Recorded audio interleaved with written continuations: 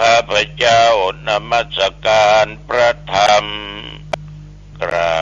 บพระธรรมสุปฏิปันโนภควโตสาวกสังโฆพระสงฆ์สาวกของพระผู้มีพระภาคเจ้า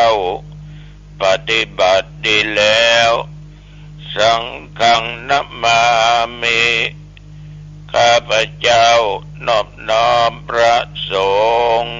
กราบพระสงฆ์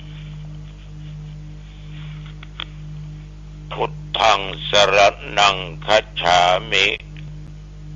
ธัมมังสรณังคัจฉามิสังฆังสรณังคัจฉามิทุติยัมปิพุทธังสรณังคัจฉามิทุติยัมปิธัมมังสรณังคัจฉามิทุติยัมปิสังฆังสรณังคัจฉามิตติยัมปิพุทธังสรณังคัจฉามิตติยัมปิธัมมังสรณังคัจฉามิตติยัมปิสังฆังสรณังคัจฉามิปานาติปาตาเวระมณีสิกขาปะทังสมาธิยามิอาทินนาทานาเวระมณีสิกขาปะทังสมาธิยามิกาเมสุมิจฉาจาราเวระมณีสิกขาปะทังสมาธิยามิมุสาวาทาเวระมณีสิกขาปะทังสมาธิยามิสุราเมรยมัชฌัปปมาทฐานาเวระมณีสิกขาปะทังสมาธิยามิอิมานิปัญจสิกขาปทานิสีเลนะสุขติงยันติสีเลนะโภคสัมปทาสีเลนะนิพุตติงยันติตัสมาสีลังวิโสทะเยต่อไปสวดบทโพชฌังคปริตยะโตอังภาเกเนอะเลยายาชาติยาจาโตนาเปชานาเมสัญจิตปานังชีวิตาวโรเปตาเตนะสัจเจนะโสติเตโหตุโสติขัพพัสสะโพชฌังโฆสติสังฆาโตธัมมานังวิจโยตถาวิริยัมปิติปัสสติโพชฌังคายะตถาปะเรสัมมาทุเปกะโพชฌังคาสัตเตเตสัพพทัสสินามุนินาสัมมาทัคขาตาภาวิตาภาอุลิกตาสังวัตตันติอภิญญายะนิพพานายะจะโพธิยาเอเตนะสัจจวัชเชนะโสธิเตโหตุสัพพทาเอกัสสมิงสัมมะเยนะโทมุขันลานัญจกัสสปังคิลาเนตุกิเตติสวาโพชฌังเคสัตตะเทสัญเยเตจะตังอภินันติตวาโรกามุจจิงสุตังคะเนเอติ สัจจะวัชเชนะโสติเตโหตุสัพพทาเอกทาธรรมราชาปิเขลัญเยนะปิปิริโตยุนดาเตเลนะตัญเยวะพนาเปตัวนาสาทัสลังสัมโมติตวาจะอาภาธาธัมมาวุธาสิธานะโสเอเตนะสัจจวัชเชนะโสติเตโหตุสัพพทาปะอินาเตจะอาภาธาตินันดัมปิมะเยสิดังมัคคะอัตตะกิเลสวะปัตตานุปติธัมมะตังเอเตนะสัจจวัชเชนะโสติเตโหตุสัพพทาภวตุสัพพมังคลังรักขันตุสัพพเทวตาสัพพพุทธานุภาเวนะสัทธาโสติภวันตุเตภวตุสัพพมังคลังรักขันตุสัพพเทวตาสัพพธัมมานุภาเวนะสัทธาโสติภวันตุเตภวตุสัพพมังคลังรักขันตุสัพพเทวตาสัพพสังฆานุภาเวนะสัทธาโสติภวันตุเตขอถวายพระพรกรมอุตุได้ประกาศบอกว่านับตั้งแต่เมื่อตะวันวามาจนถึงปัจจุบันเดี๋ยวนี้เที่ยวบริเวณวัดหนองตองและใกล้เคียงแต่ว่ามามีรายงานฝนตกมิดมดได้ยินเสียงฟ้าร้องคำรามมาหลายครั้งแต่ฝนก็บ่ตกนักคำเดียวก็หายแซบหายซอยอากาศนั้นยังร้อนอบอ้าวอยู่ปัจจุบันนี้อุณหภูมิ25 องศาพ่อแม่พี่น้องญาติโยมแต่ว่านี่ก็ไม่ได้ไปไหน อยู่วัดวันค่ำคืนหุ่งแต่ว่านี่ไม่มีกิจไปทางไหนก็อยู่บ่ได้เนาะต้องทบทวนหนังสือหนังหาที่ศึกษาว่าประการสำคัญธรรมะของครูบาอาจารย์ตนนั้นองค์นี้พอออกไม่ออกเมื่อตะวันวานี้หลังจากฉันเข้าเสร็จเรียบร้อยได้มีคุณโยมธนวัฒน์กันตะบ้านหนองจ้างหนองตองห่างดงเชียงใหม่เจ้าของร้านตอง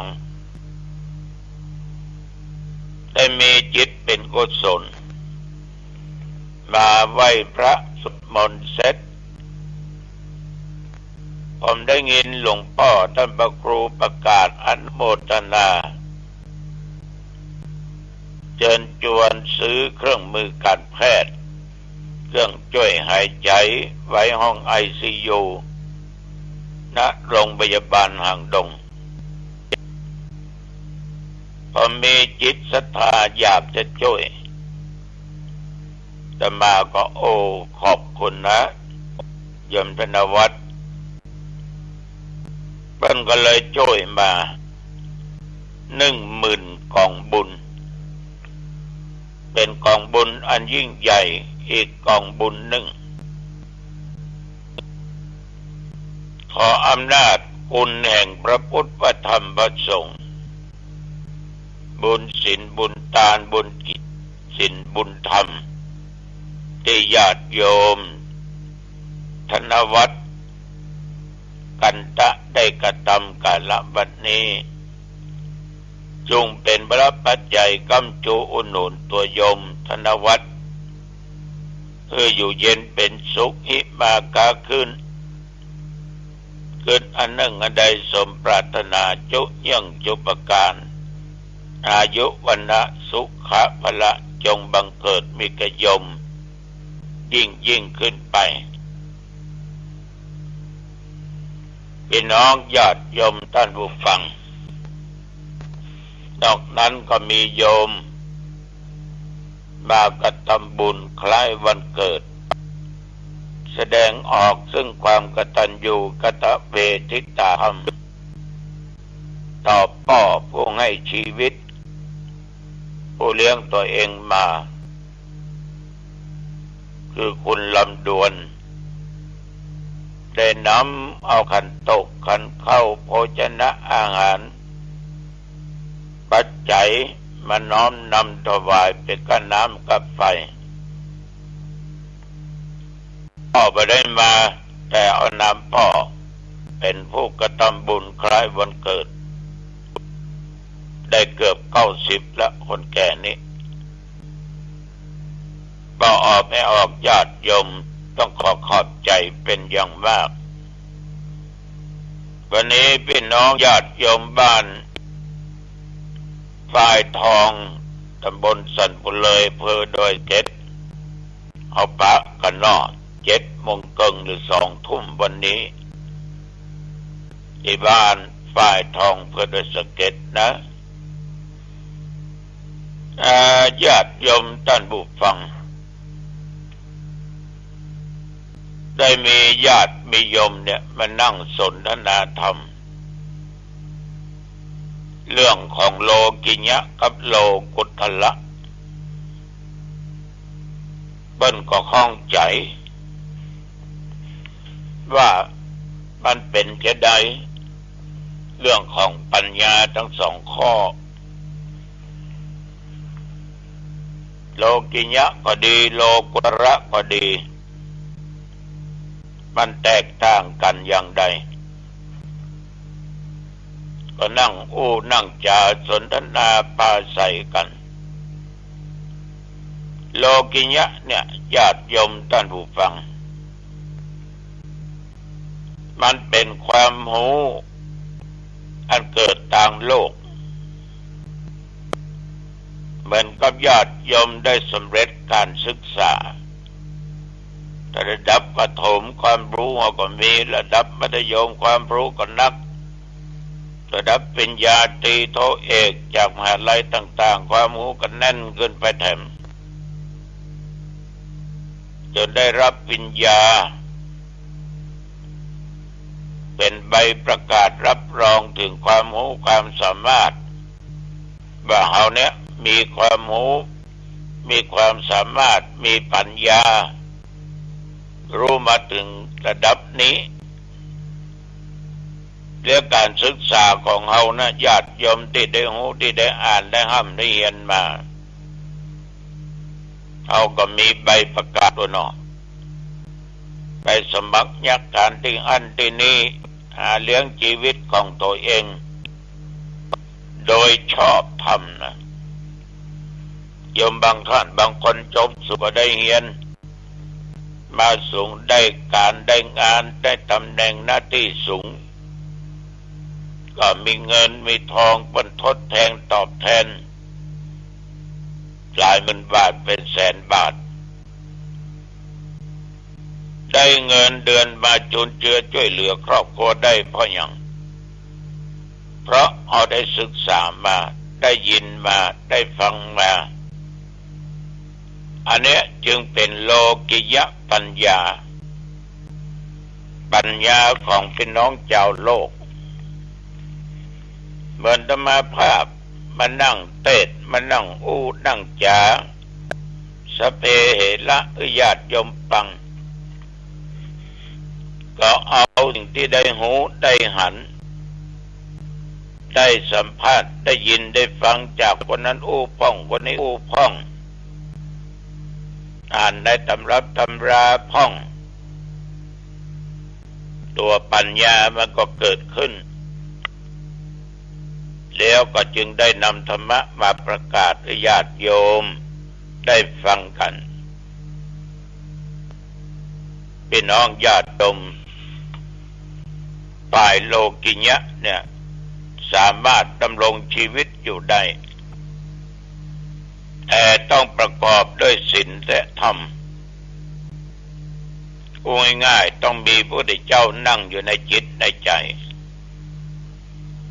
อีกอย่างหนึ่งโลกุตระปัญญานั้นมันเป็นความรู้อันจะเกิดจากการปฏิบัติวิปัสสนากรรมฐานก็คือการปฏิบัติธรรมจนได้สำเร็จมันก็โพ้นทางโลกไปเพราะมุ่งไปสู่พระนิพพานก็ต้องมาวนเวียนว่ายตายเกิดเหมือนพระพุทธเจ้าของพวกเราทั้งหลายท่านก็ดับขันธ์ปรินิพพานไปเพราะท่านได้ปฏิบัติดีปฏิบัติชอบปฏิบัติถูกต้องคนที่ปฏิบัตินั้นญาติโยมก็มีความสามารถยกใจของตัวเองจิตของตัวเองเนี่ยญาติโยมมันสูงขึ้นพ้นจากกิเลสต่างๆความโลภความโกรธความหลงระดับจิตมันสูงกว่าสิ่งเหล่านั้นโดยการสำเร็จโดยการมั่นขยันปฏิบัติตามศีลตามธรรมฉะนั้นโลกิยะปัญญากับโลกุตระปัญญามันจึงแตกต่างกันอย่างนี้ญาติโยมนั่งฟังธรรมะจากตัวเจ้าตนนั้นตนนี้ว่าเมื่อวันว่าเมื่อคืนว่าเมื่อเจ้าโยมได้ความหูนั่นคือโลกิยะปัญญาเมื่อตะคืนที่ผ่านมาประมาณกับ5 ทุ่มรายการธรรมะธรรมาภาพก่อนนอนจบก็มีญาติมีโยมได้โทรมาแจ้งมาบอกมากล่าวกำลังอกกำลังใจว่าหลวงพ่อพระเจ้าฟังรายการธรรมะหลวงพ่อกล้าจบนี่เนอะแม่นละ11 โมงป่ายแล้วหรออันเนี้ยโยมทั้งหลายฟังและโยมยังได้แจ้งว่า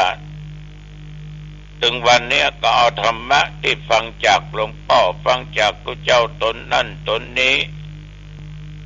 ไปแก้ไขความวุ่นวายที่มีในจิตในใจจนว่าปัจจุบันนี้เบาไปบางไปตัวปัญญามันเกิดขึ้นเกิดจากการฟังเกิดจากการศึกษาก็เกิดจากการได้หูได้หันได้นำไปปฏิบัติอยู่ในตามศีลกินในตามธรรมบางท่านบางคนก็นั่งสมาธิภาวนาจนสำเร็จมรรคผลนิพพานได้โดยโลกุตระปัญญานั่นเองเป็นน้องญาติโยมท่านผู้ฟังวันนี้เป็นวันศีลเนอะเป็นวันธรรมเป็นวันของพระพุทธเจ้าเดือน10 เดือนแรม15 ค่ำเป็นวันอุโบสถศีลเตรียมตัวไปวัดไปไหว้เนอ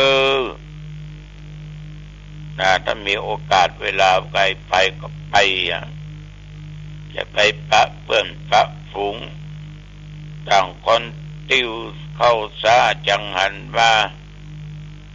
แล้วก็เอามาทำบุญกันเอาเข้าป่าหารมาทำบุญกันที่วัดที่ว่า